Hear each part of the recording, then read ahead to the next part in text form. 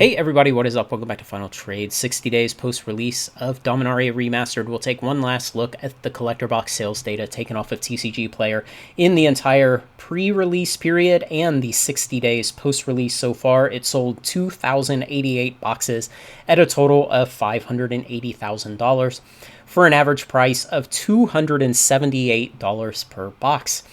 And if you go look out there today, on TCG Player, these boxes are running about $240, and on eBay, they're running about $238, so pretty close between the two marketplaces.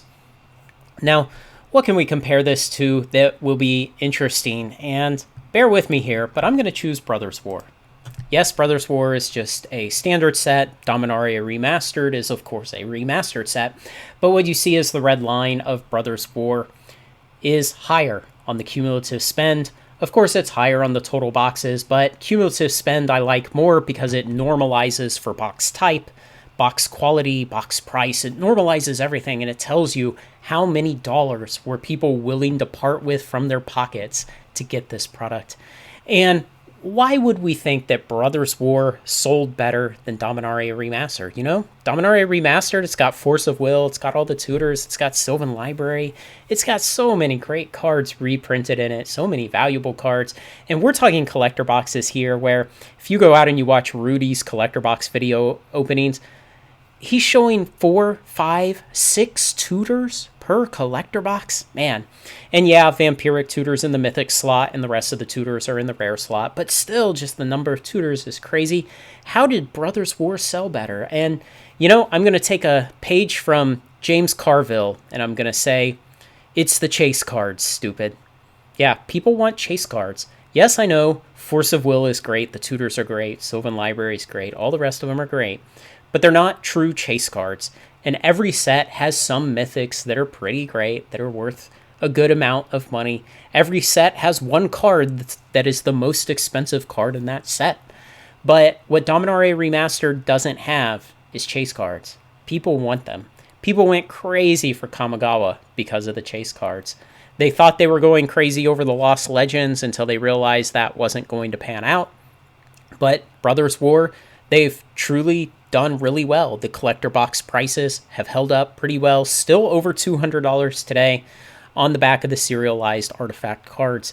And Dominaria Remastered just doesn't have that. And, you know, back on January 3rd, I made a post to my patrons, and I put as a note in it that even on that day, January 3rd, when these Dominaria Remastered collector boxes were $259, I said, well, I think they're going to come down. Just because they're lacking in any kind of chase item to get people excited beyond the initial release period. And so what's really interesting is if we look at these 7-day moving average prices, if we come out here to the right-hand end of the plot, at the 60-day for both of these products, you'll see the blue line of Dominaria Remastered is around $240, and the red line of Brothers War, well, it was about $218 60 days post-release. But that doesn't really tell the whole story. You know, even though it's only about a $25 difference in the price of the boxes at 60 days post-release for each one respectively, Dominaria Remastered was sold at premium prices. At the wholesale level, the collector boxes were $230 compared to Brothers War collector boxes at wholesale at about $190. And so essentially, there was a $40 difference in the price of these two collector boxes at wholesale, but then that $40 gap had narrowed to $25 by 60 days post-release.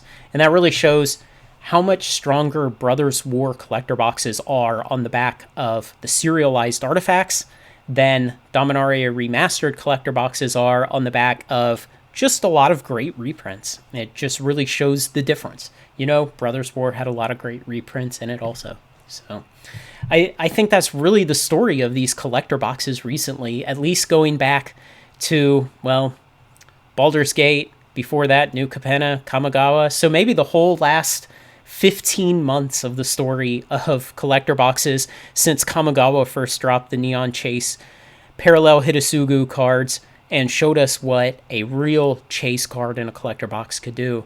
You know, I hope WotC could get it together and really get this correct, have a real set of chase cards in every collector box, not do it like Phyrexia where they pulled the chase card out and put it in the complete bundle instead. But we see the consequence of it here. And long timeline, do I expect Dominaria Remastered collector boxes to come down much more? Not really. You know, like I said, the wholesale price was about $230. They're selling on TCG Player today for $240, which is a price at which most card stores are losing money. So hopefully it's not most card stores selling them. And like I said, the tutors, they are right now historically underpriced. And we'll look back at this period and say they were way too cheap during that time. That was the time to have bought, because right now there's a big flood of all the tutors out on the market from these collector boxes and from the Dominaria Remastered draft boxes. So no, I don't think this has much further to fall. Maybe $10. I would say $15 more would be really extreme, but these are very high quality boxes with good cards in them. They're just not as good as they could be if they had something to chase. And so that's the story.